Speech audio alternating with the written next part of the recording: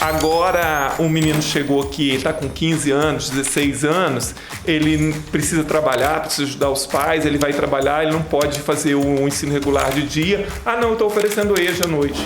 EJA não é opção. E a lei diz que todo município pequeno, que grande tem que ser mais, tem que ter pelo menos uma escola oferecendo ensino regular. Ah não tem demanda. Não tem demanda porque os governos acabaram com tudo.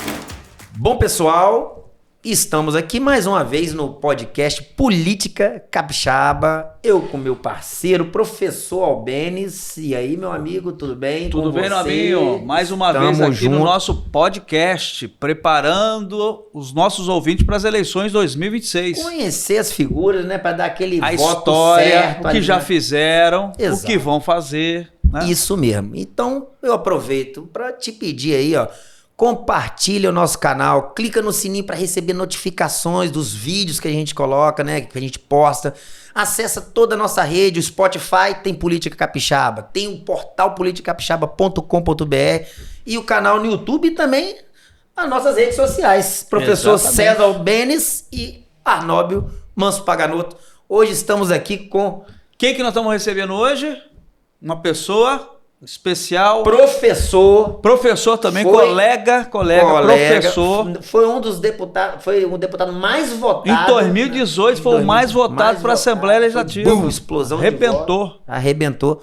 Quem? Sérgio Majesco. Sérgio Majesco, professor Sérgio Majesco. Muito obrigado pelo seu tempo, tá vindo aqui. Obrigado pela sua presença, Sérgio. Que bom que você está aqui conosco. Obrigado, eu que agradeço pelo convite, pelo espaço, e é um prazer estar aqui com o professor Albênis, uma pessoa que tem um currículo ilibado, com meu amigo Nobinho, que faz um trabalho fantástico sobre a vida política, econômica, social, cultural do Capixaba. Obrigado, eu que agradeço o espaço. Seja bem-vindo. É isso aí. Prazer. E pessoal, aproveita então, chama a vinheta aí. Está começando mais uma edição do Política Capixaba Podcast, com os principais nomes que movimentam os bastidores do poder no Espírito Santo. Apresentação: Nobinho e professor Albênis. Política Capixaba Podcast. Vamos lá, Majesco, vamos começar do início. Queria que você falasse um pouco da sua história. Sei que você é de Santa Maria de Jetibá, natural de lá, não é? Pomerano, né? De família pomerana, de descendente pomerano. Não sou muito não, tá? Não é não? Conta pra nós a sua história. Como é que você nasceu lá? Você veio pra cá quando? Né? Como é que você se tornou um professor? A sua área de especialização? Fala pra nós um pouquinho da sua história, para aqueles que já te conhecem e para aqueles principalmente que não te conhecem e que poderão, né, votar em você.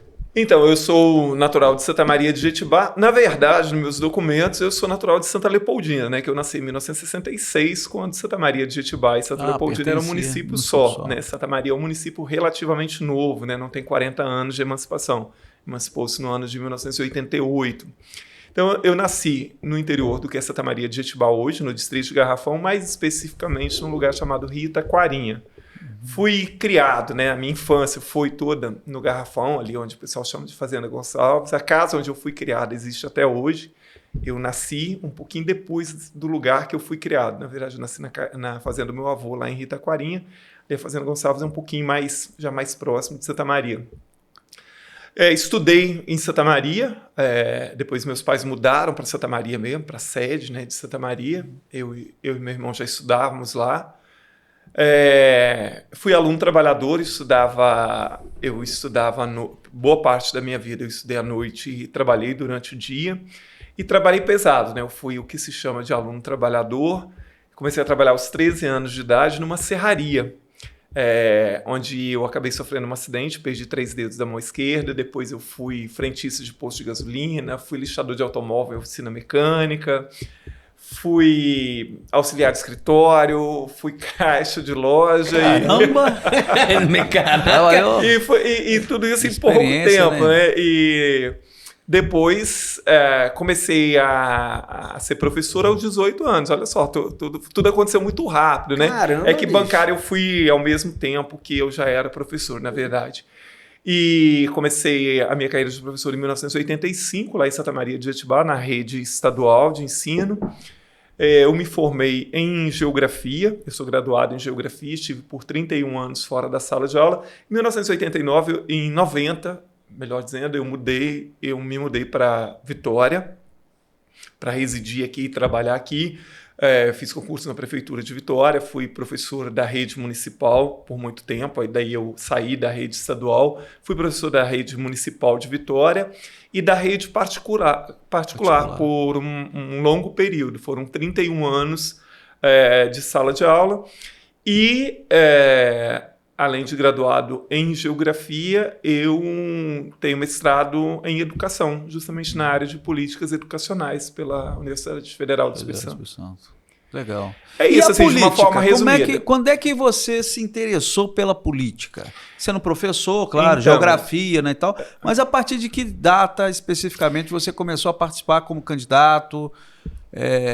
Assim, me interessar pela política, eu me interessei desde sempre, muito jovem, né? Assim, eu comecei a observar uma série de coisas, né? Por que o Brasil era dessa forma? Por que tantos problemas, né?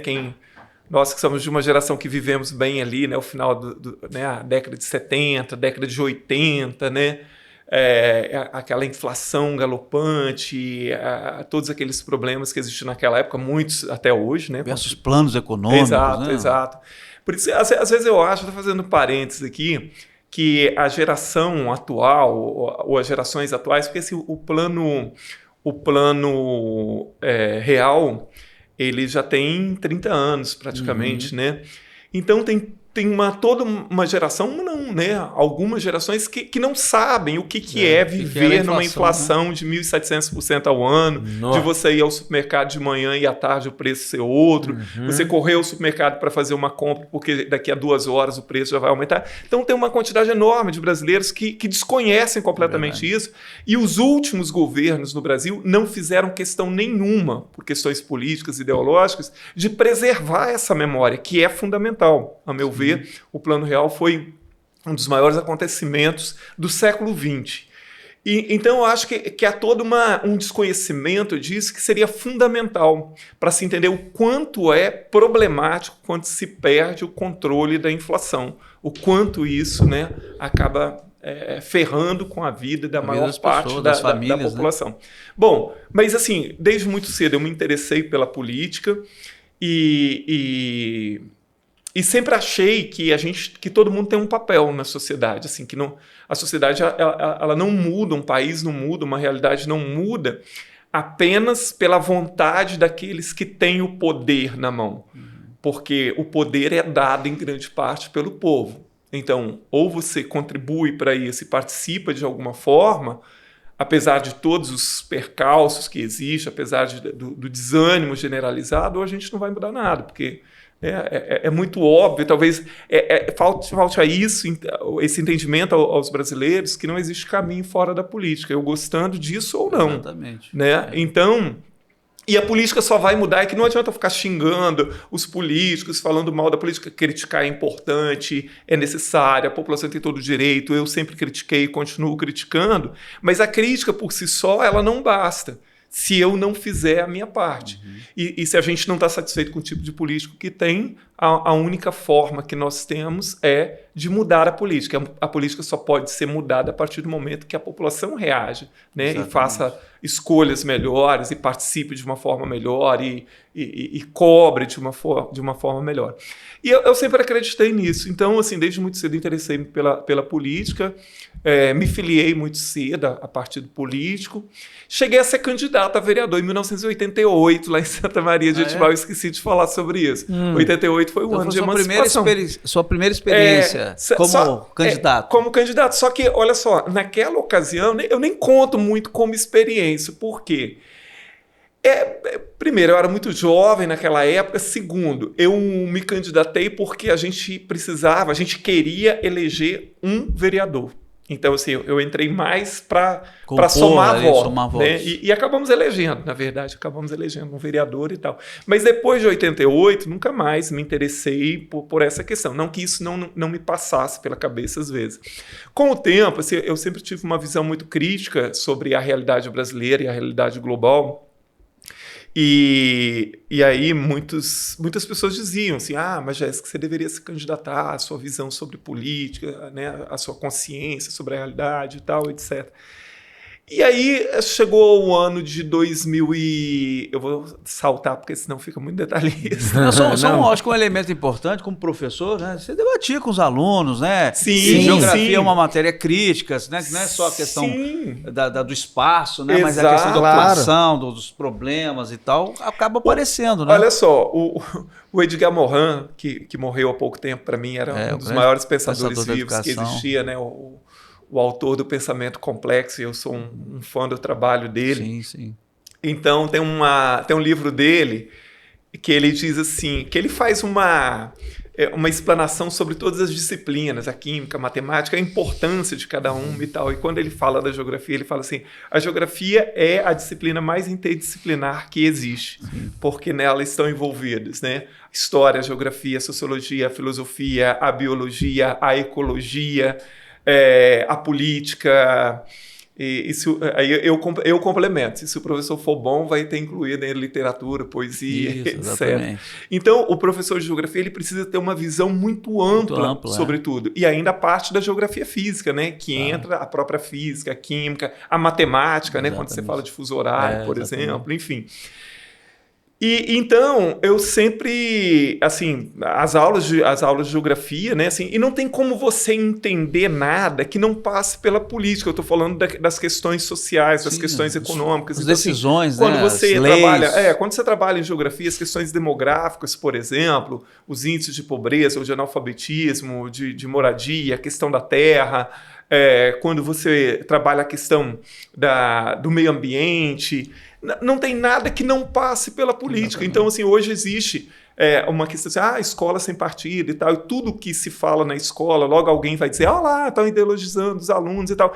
Não existe você falar sobre a realidade brasileira ou a realidade global que não passe pela política. Claro. Então, assim, não é dever e nem deve ser de nenhum professor partidarizar nada, ideologizar nada, mas é função do professor debater esses alunos. Discutir os problemas. Exato, né? E puxar esse debate para que os alunos se interessem sobre isso. E numa das últimas escolas que eu trabalhei por muitos anos, além das aulas de geografia, né, e eu trabalhava tanto com a parte de geografia do Brasil quanto com geopolítica, né, global, também tinha uma disciplina que se chamava Atualidades, que era mais visando a questão do Enem e tal, etc.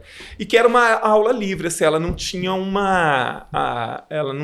roteiro. Então, assim, você escolhia temas que estavam em evidência ou que com grandes possibilidades de cair em redação ou em questões de conhecimento geral e tal. E a gente debatia todo tipo de... E era muito interessante, né? Assim, e era muito interessante, às vezes, quando expor alguma coisa numa sala de aula e o aluno fala professor, mas eu discordo de você porque eu acho isso um absurdo. Disse, olha, eu não estou dizendo que é para você concordar comigo, mas eu atingi o meu objetivo, que era fazer você pensar e dar a sua opinião e discutir comigo.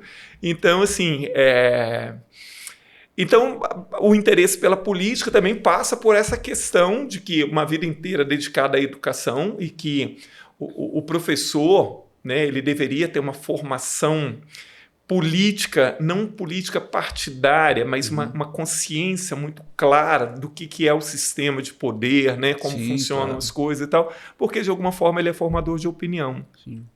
Infelizmente, nos últimos anos, nós estamos com problemas sérios de formação profissional no Brasil, o professor Albeni sabe perfeitamente disso, não só nas graduações, né, na área de educação, mas a questão da qualificação profissional hoje, de A a Z, ela tornou-se problemática. Nós estamos formando muitos profissionais questionáveis. Essa questão da expansão irrestrita de EAD, essa questão de faculdade ter virado negócio e tal.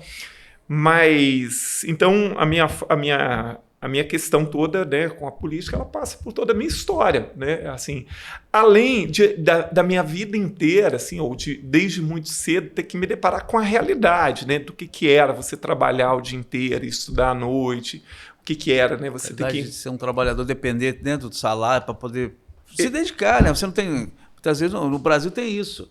Porque em outros países o aluno estuda, ele tem uma bolsa, ele tem condições só para estudar. Sim. Pô. Aqui não é a realidade do nosso Brasil. Até na pós-graduação, né, professor? Exato. Eu fiz pós-graduação, doutorado trabalhando, pô. Exato. Mesmo a bolsa, eu também. Tem uma bolsa, não dá para você viver. Se tiver família, você não consegue. Quando eu fiz mestrado, eu não tive bolsa, eu tive que fazer estudando mesmo ali, pegando boi pelo chifre e tal.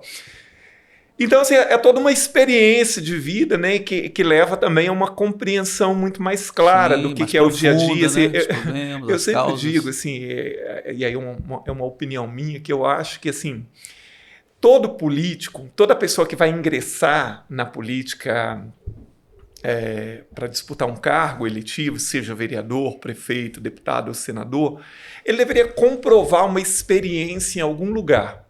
Não interessa em quê.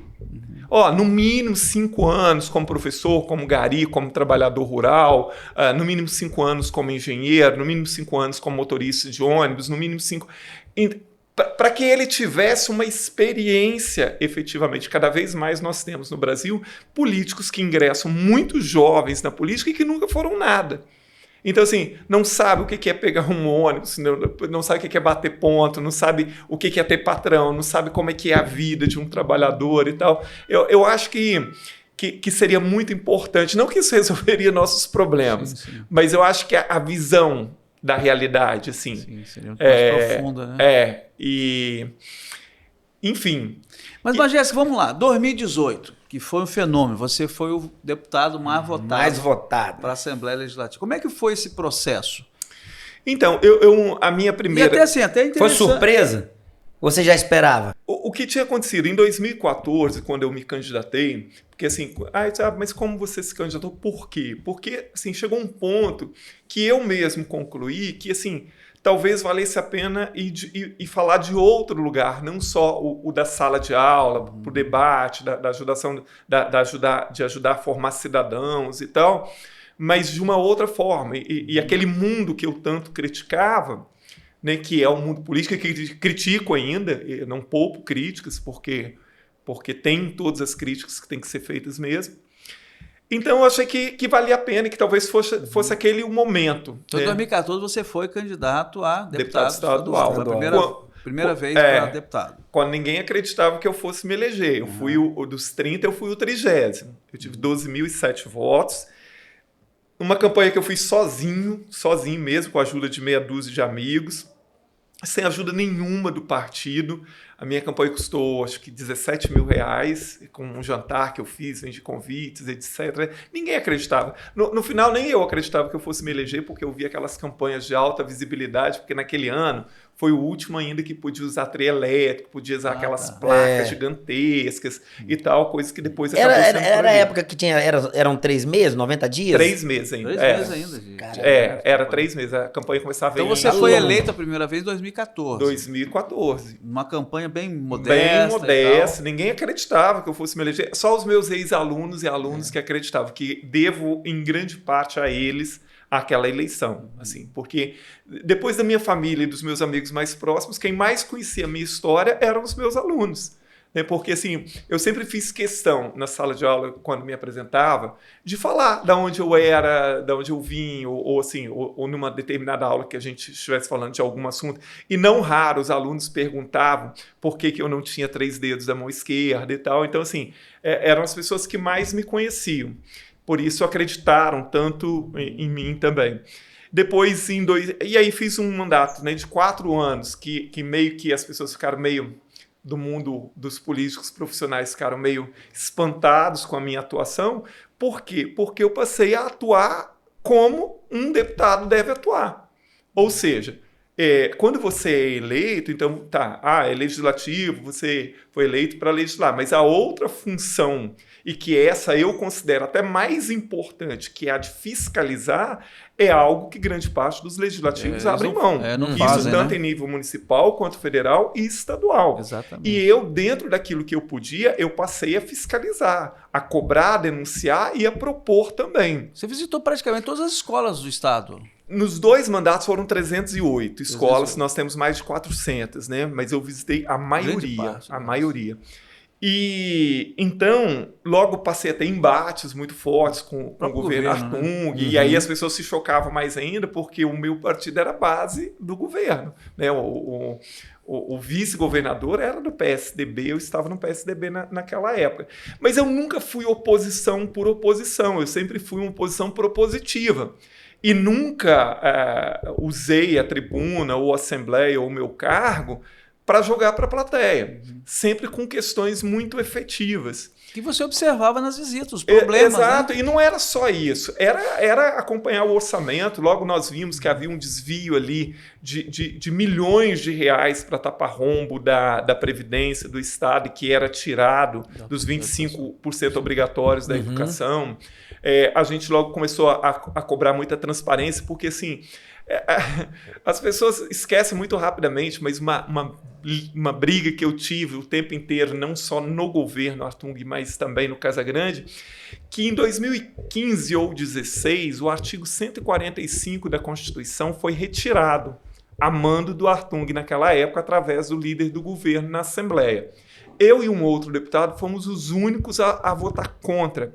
E, curiosamente, até hoje, a Constituição do Estado não tem o artigo 145, porque ela não foi renumerada.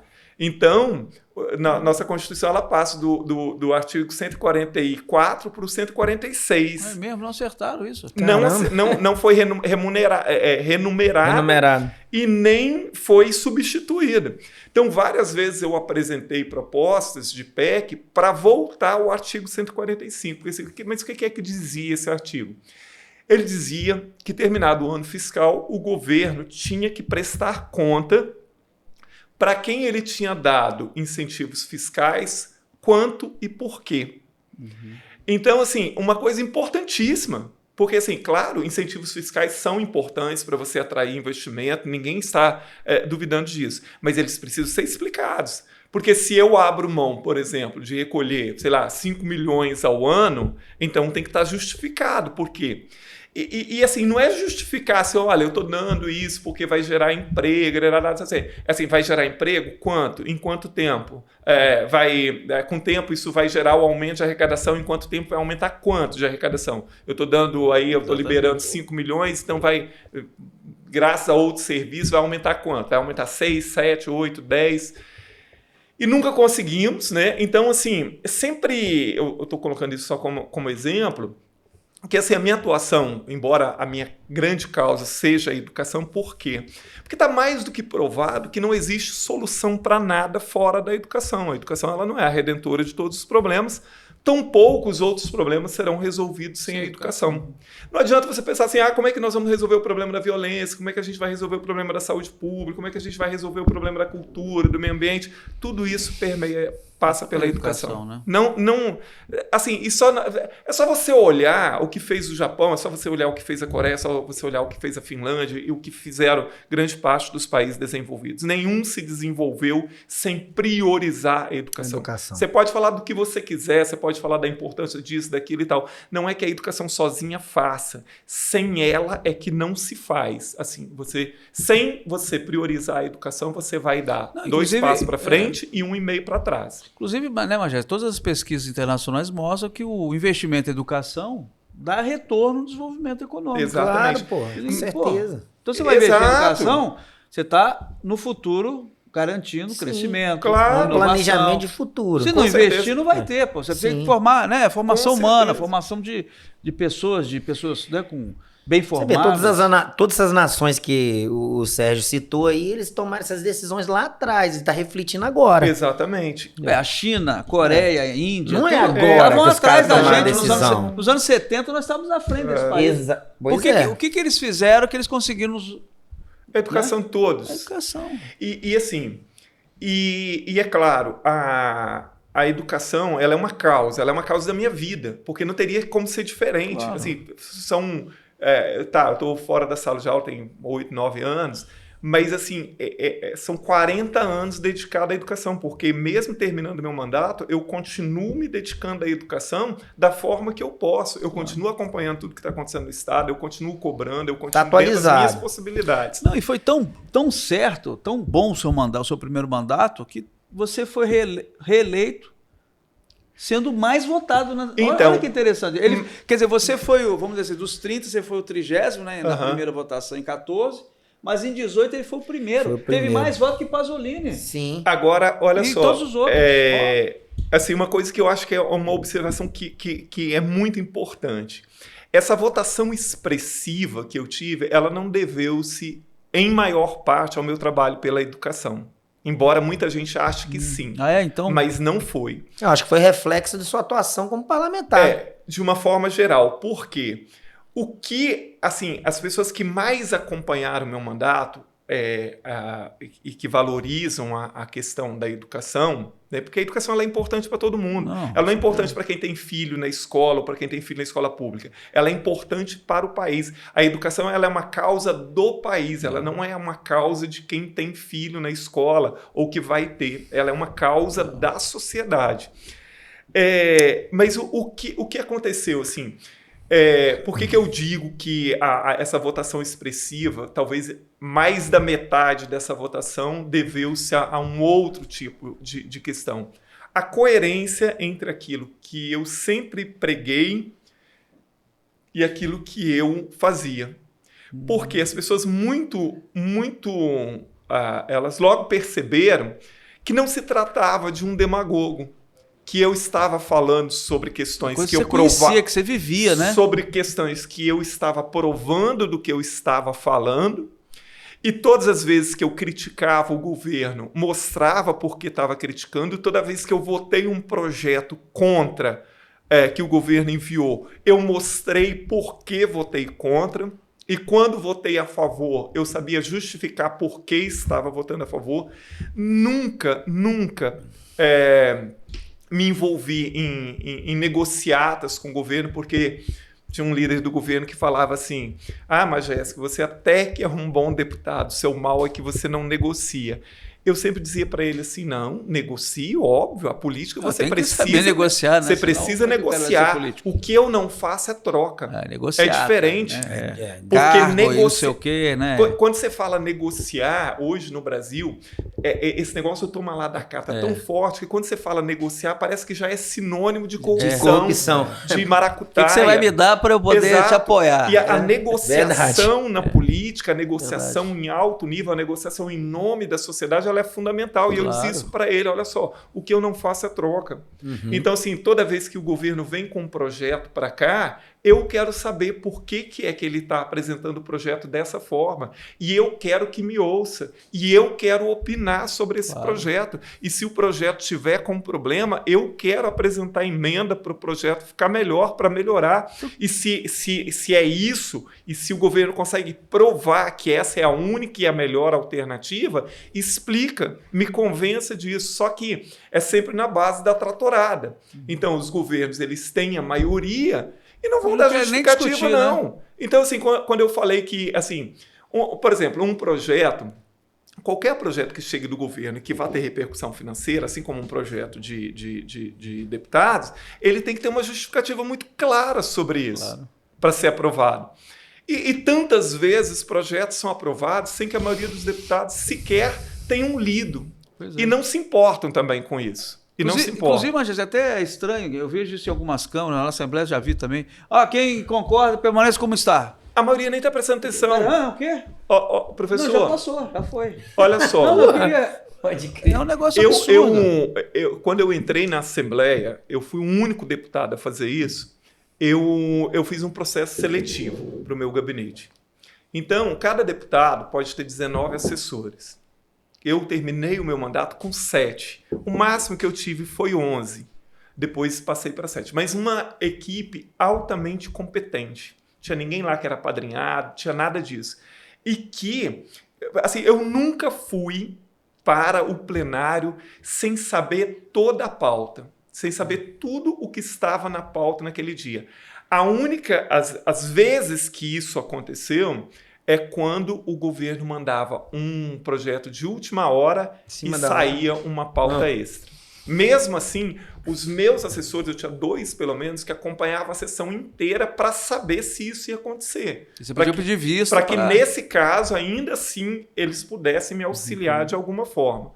Então, tantas vezes, deputados chegavam lá e falavam assim, mas Jéssica, o que tem na pauta hoje? Perguntar, você que estava por dentro. Consultava com você. Tem alguma coisa polêmica hoje e tal, etc., porque sabiam que eu ia sempre sabendo. Sabia o que ia ser votado. Então, assim... deveria ser assim, então, né, Jéssica? Por isso que eu digo que a minha votação expressiva, ela teve vários fatores. A questão da educação foi um dos, claro, mas foi essa o único, questão né? das pessoas perceberem que eu sabia do que eu estava falando. A atuação de que eu mesmo. não jogava A coerência, pra plateia, né? de que quando eu cobrava do governo corte de gás e criticava a criação de cargo desnecessário e não sei mais o que, eu mostrava no meu gabinete.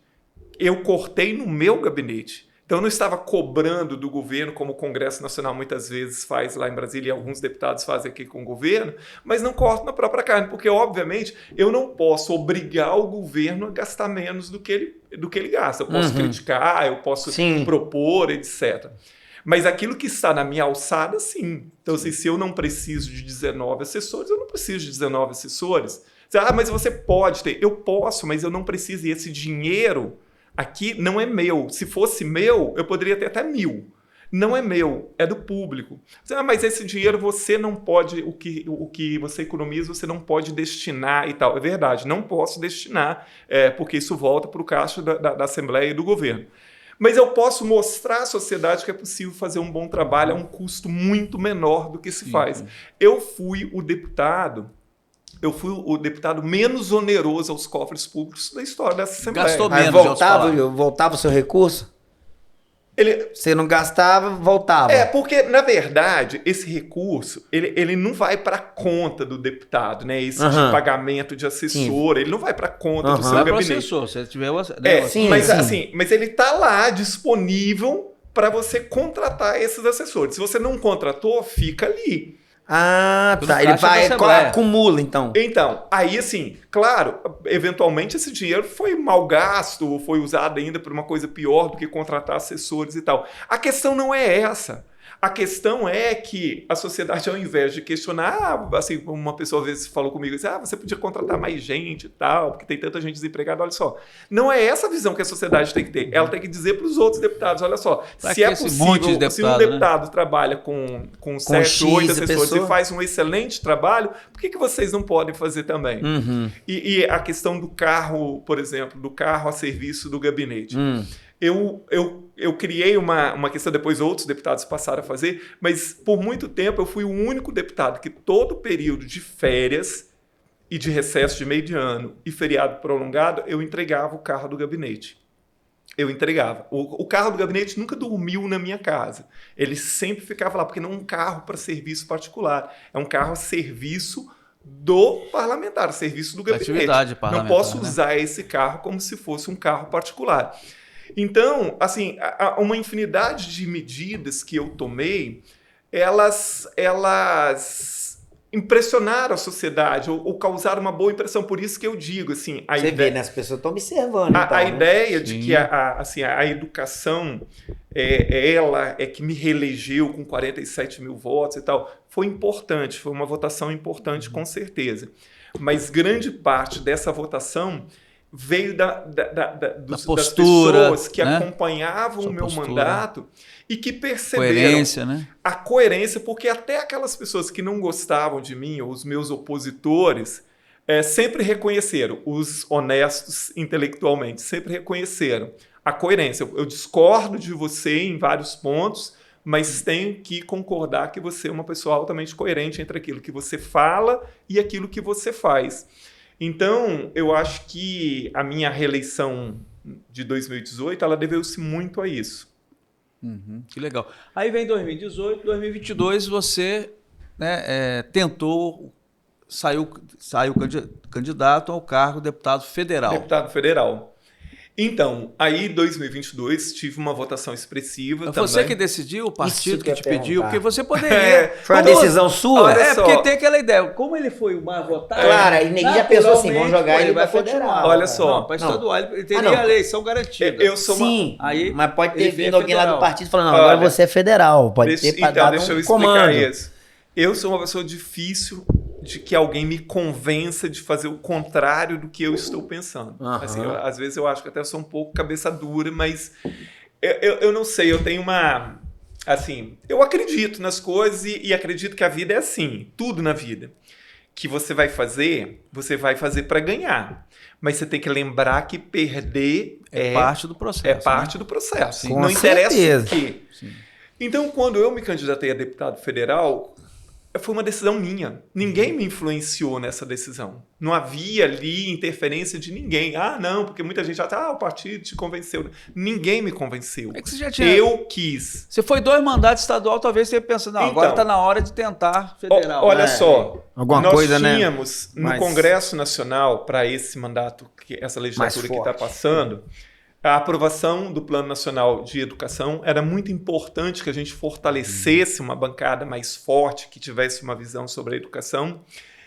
E achava também que a minha atuação aqui, em 2 mandatos, eu já tinha aprendido bastante, porque eu entrei muito cru nessa questão, de não entender o quanto o sistema de poder ele é ruim, ele é apodrecido, e de quanto o sistema de poder é capaz de ser mal com quem não se encaixa nele. Eu senti e sinto isso na pele até hoje. E aqui, muitas vezes, nós temos uma dificuldade muito grande de fazer reverberar a nossa voz. Então, assim, de uma forma geral, eu não sou daqueles que demonizam a imprensa, muito pelo contrário, eu acho que a imprensa tem um papel fundamental, mas a imprensa não dá muita voz para deputado. Eu até nem posso reclamar tanto assim que nos meus 2 mandatos eu tive bastante cobertura em muitas coisas, em outras que não interessava muita gente, não tive, mas eu achava que tinha muitas ideias que precisavam ser mais divulgadas e assim, por pior que seja, o que um parlamentar fala em Brasília ecoa muito mais do que o que um deputado fala aqui na Assembleia Legislativa. E eu vou te dar um exemplo disso. A questão dos 25% da educação que eu mencionei lá atrás. Aqui, em 2011, no governo passado, aquele primeiro governo do Casagrande, o Casagrande começou a usar um percentual daqueles 25% obrigatórios, que é o MDE, né? A Manutenção e Desenvolvimento da Educação, para fechar rombo na Previdência, alegando que estava usando esse dinheiro para pagar professores aposentados. Ora, proibido, inconstitucional, não pode. A LDB é clara quando fala sobre isso, no que esse dinheiro pode ser usado. Né? Se ele pudesse ser usado para tapar rombo assim, o governo federal estava fazendo e todas as 27 unidades da federação fariam também, e não estavam. E é óbvio que era inconstitucional. E aí, o que aconteceu em 2012? O Tribunal de Contas, ao invés de vetar isso, o Tribunal de Contas criou uma resolução dizendo que o governo podia fazer isso. E a Assembleia Legislativa passou a usar a resolução do Tribunal de Contas para aprovar o orçamento do Estado. Dizer assim, não, olha só, não há problema no orçamento. O Tribunal de Contas está dizendo que pode. Desde quando o Tribunal de Contas é mais importante... Não pode ser maior do que a lei federal. Do que a Constituição. Desde quando uma resolução de Tribunal de Contas pode ser maior do que o que diz a Constituição? Exatamente, que a lei maior é a Constituição. E aí nós começamos a lutar muito, porque era muito dinheiro, tá? Em 10 anos foram 6 bilhões de reais retirados da educação para isso. Terminou aquele governo do Casagrande, entrou o Artung, que foi a minha primeira legislatura, né, ali, 2015 a começo de 2019, nós começamos a fazer uma série de ações junto ao Ministério Público aqui do Estado, ao Tribunal de Contas, para vetar isso. E eu votava contra todos os orçamentos do governo, tanto do governo Casagrande, do governo Artung quanto do Casagrande, porque é uma anomalia, porque o orçamento não podia ser aprovado daquela forma. Assim como votei contra as contas, a aprovação das contas dos dois, porque não podia se aprovar a conta com aquilo. O Tribunal de Contas aqui do Espírito Santo debochava das minhas ações, porque eles estavam dando guarita para o governo. Tem um vídeo da última ação que eu fiz aqui, que o presidente, o então presidente, o vice e o novo que ia entrar, eles debocham, dizendo que quem estava fazendo aquela ação provavelmente não entendia nada de investimento, de educação. Assim, debochavam mesmo aqui no Estado e ninguém me ajudou. Mas em 2017 eu fiz uma representação na Procuradoria-Geral da República em Brasília. Era o Rodrigo Janot, que era o procurador-geral naquela época, mas não foi ele que me atendeu, foi um outro procurador, muito atencioso. Isso era março de 2017. Em abril, a PGR já tinha entrado com a ação de inconstitucionalidade da resolução do Tribunal de Contas. Andou muito rápido na PGR. Porque eu não podia entrar com uma ação de inconstitucionalidade direta, né? Pela Constituição tem que ser sindicato, partido político, etc. Mas ninguém me ajudou nisso. Todo mundo sabia disso. Você fala assim, mas não teve um deputado federal, um senador, mais deputado estadual, sindicato dos professores? Ninguém se envolveu nisso. Em 2018, esse processo foi para Rosa Weber, a ex-ministra Rosa Weber. Assim que começou a ADI lá, o Hartung foi lá com o presidente do Tribunal de Contas para uma audiência com a Rosa Weber.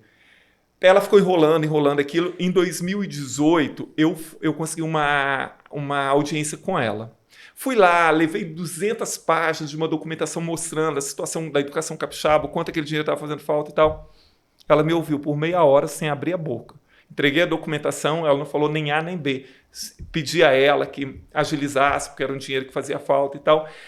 Essa ação só foi votada em 2020. Ela foi para o plenário em outubro de 2020, quando, por unanimidade, os 11 ministros do STF cassaram a resolução do Tribunal de Contas.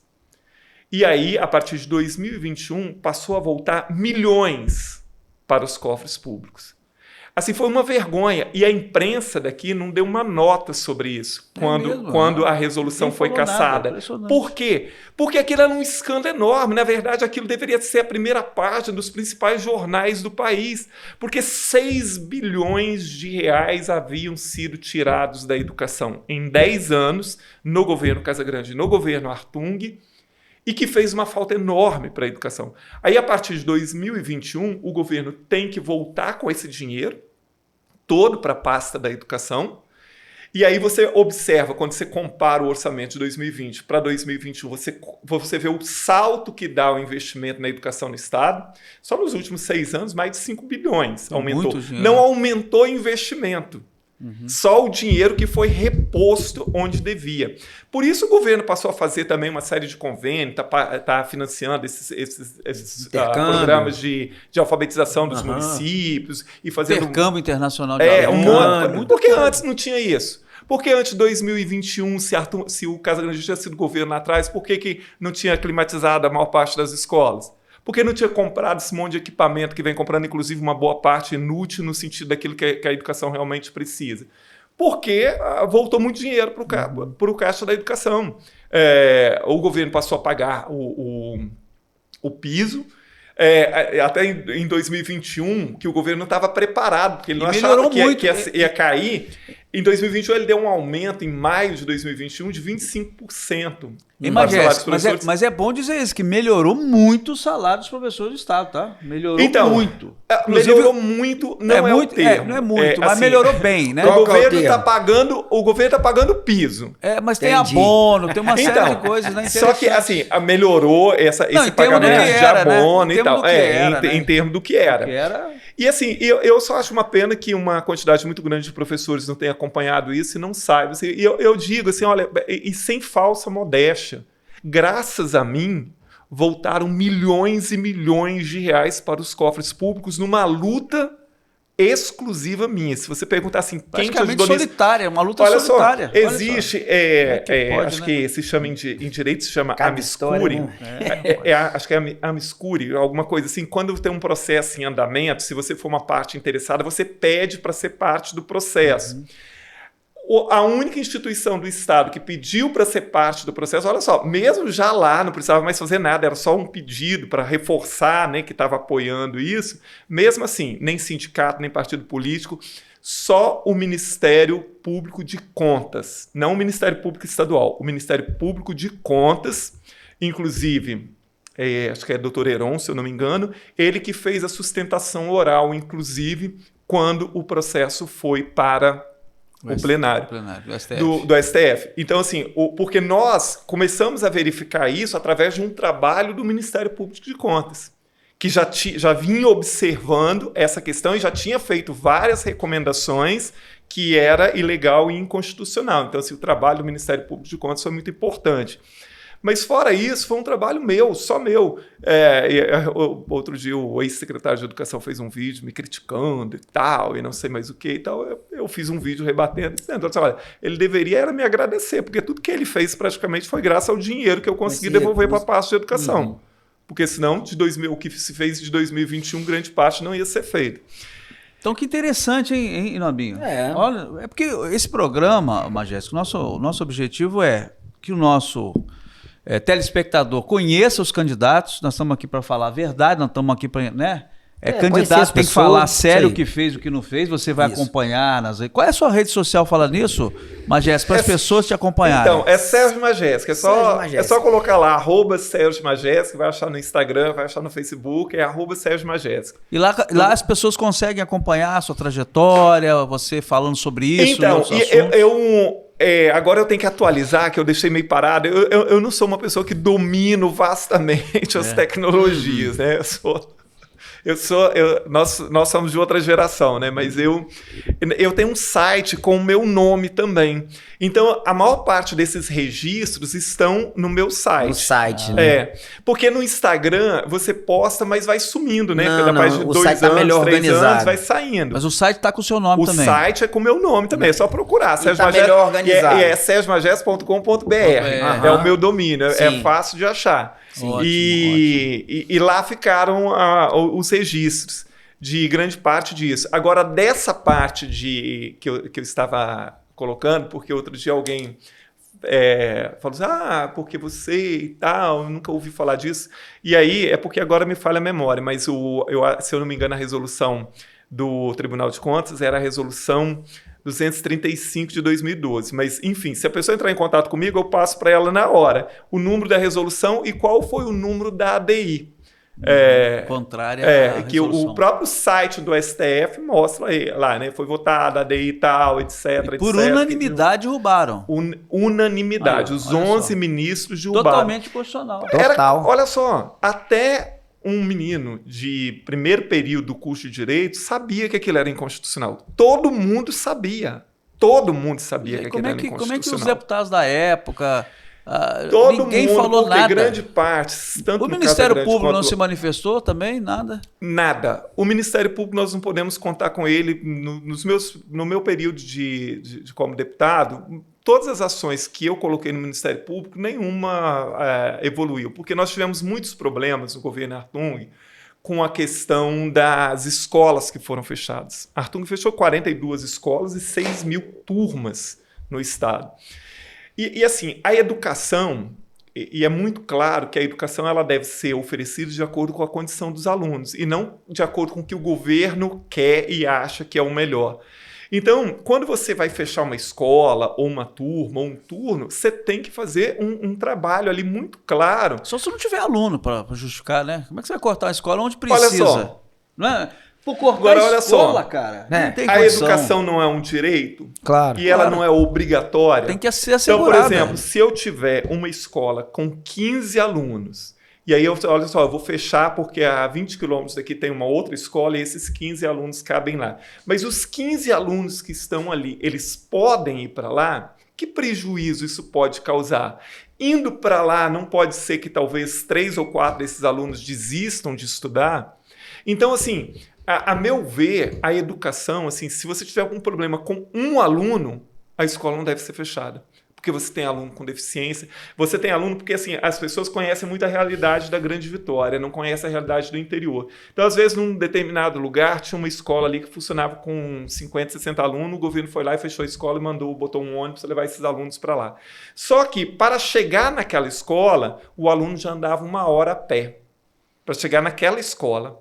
Como, a partir de tal dia, vai vir um ônibus para levar para uma outra escola que fica a mais de 1 hora daqui, ele vai ter que acordar 2 horas antes. E qual o reflexo disso para a aprendizagem desse menino? Já atrapalhou. Vai dormir na sala de aula. Nunca ninguém levou isso em consideração. E quando terminou o governo Hartung, mais de 150 escolas da rede estadual tinham fechado turno noturno. Não existia nem ensino regular, nem EJA.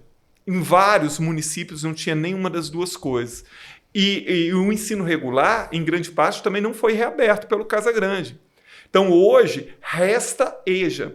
Para aqueles que não entendem educação, a educação de jovens e adultos, ela não é uma opção, tipo assim, ou eu ofereço regular ou eu ofereço EJA. EJA é para uma clientela específica. EJA é uma modalidade de ensino para uma clientela específica, para pessoas que não conseguiram estudar né, na idade certa, etc. São não trabalhadores, em geral, né? Eu falar assim, agora um menino chegou aqui, ele está com 15 anos, 16 anos, ele precisa trabalhar, precisa ajudar os pais, ele vai trabalhar, ele não pode fazer o ensino regular de dia. Não, eu estou oferecendo EJA à noite.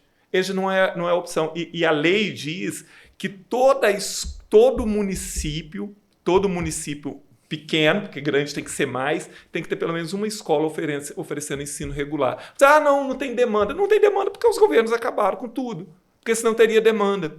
Então, assim, é claro que o ideal é que todos os alunos estudassem de dia. Entre o ideal e o real há uma distância enorme. Que é necessidade, né? As pessoas têm que trabalhar, se a escola, né, que eu estudei tivesse fechado o período noturno, o ensino regular, eu não poderia ter estudado.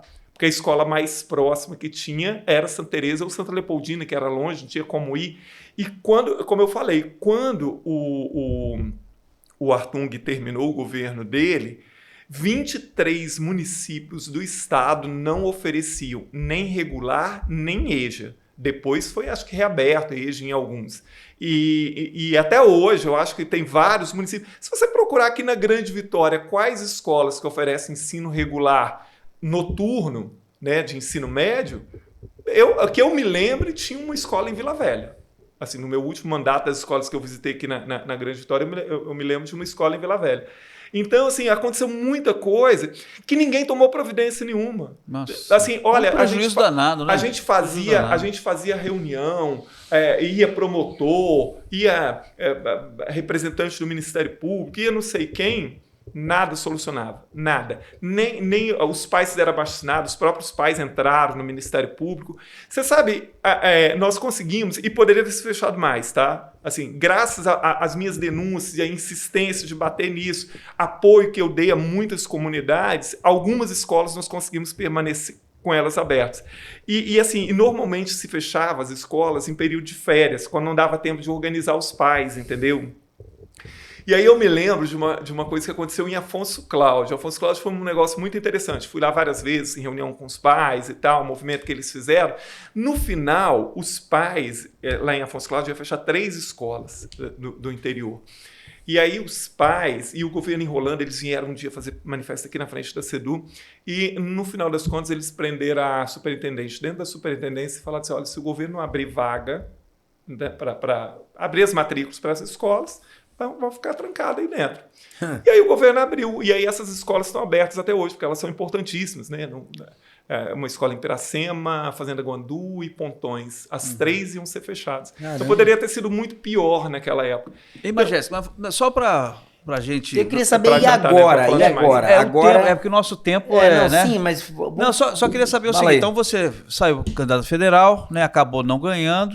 E aí você foi convidado para ser diretor da Escola do Legislativo, da Assembleia Legislativa, onde você estava até pouco tempo atrás. Isso, a Escola do Legislativo a gente fez um trabalho bacana. Lá a escola existe há muitos anos, né? Nós conseguimos chegar a mais de 20 mil alunos visitando a escola no tempo que ela existe. No período que eu tive lá, teve a maior evolução, não usando de falsa modéstia, mas houve a maior evolução no período que eu passei lá. Nós conseguimos criar um curso de pós-graduação, embora a gente não conseguiu fazê-lo funcionar em função das reformas, que não terminaram ainda na Assembleia. Então foi um período bastante interessante, assim, que, né, fizemos lá das ODS, chegou aí lá dar uma palestra. Tive a oportunidade de fazer uma palestra lá sobre os ODS. Isso. Mas lá também você estava em contato com os deputados, acompanhando também a política capixaba, né, tal. Você teve essa oportunidade também de... Embora o meu trabalho não permitisse tanto assim eu acompanhar ali diretamente, né? Assim, porque normalmente nos horários de sessão a gente estava atendendo escolas, porque esses programas, né, de atendimento a escolas e universidades se dão justamente em horários que estavam ocorrendo as sessões, né? Mas é um trabalho ótimo, nós temos bons servidores lá. É um aprendizado também, né? Nossa, e as escolas, assim, precisam conhecer melhor esses programas que a Escola do Legislativo oferece, que são muito interessantes para alunos, top. tanto de fundamental quanto de médio. E agora vindo novamente. Tá rodando? Você tá rodando, Zé? Qual é o partido, Majéski? MDB. MDB. Então, Majéski é candidata a deputado estadual do MDB. pelo MDB. Né, o Movimento Democrático Brasileiro. Você está animado? Você está sentindo que onde você está passando as pessoas... A temperatura. Tem encontrado muito ex-alunos, muitos colegas, e é curioso, porque assim, eu dei aula para mais de 20 mil alunos, entre 20 e 25 mil, não sei, não tenho muita ideia. E assim, então é óbvio que é impossível que eu encontre um aluno e o reconheça. Isso acontece. Isso acontece comigo também. Porque muitos eram alunos muito... Eu só falei, professor, falei, aonde, cara? Muitos jovens também, né? E assim, na maioria dos lugares que eu vou, sempre encontro ex-aluno. O senhor foi meu professor e tal, eu fico muito feliz, e eu soube que você vai ser candidato, você pode ter o meu apoio.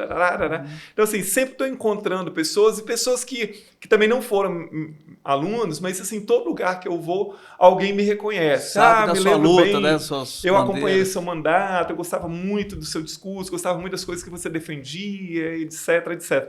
Então, assim, eu estou muito animado e estou muito feliz com essa receptividade por onde eu passo e pelas redes sociais. O tempo inteiro as pessoas me enviam mensagem também. Agora, mais uma vez, fazendo uma campanha também quase sozinho, né? Assim, porque eu não sou o político profissional. Então, assim, eu não tenho aquilo que grande parte dos deputados tem, que é prefeito aliado. Prefeito, vereador.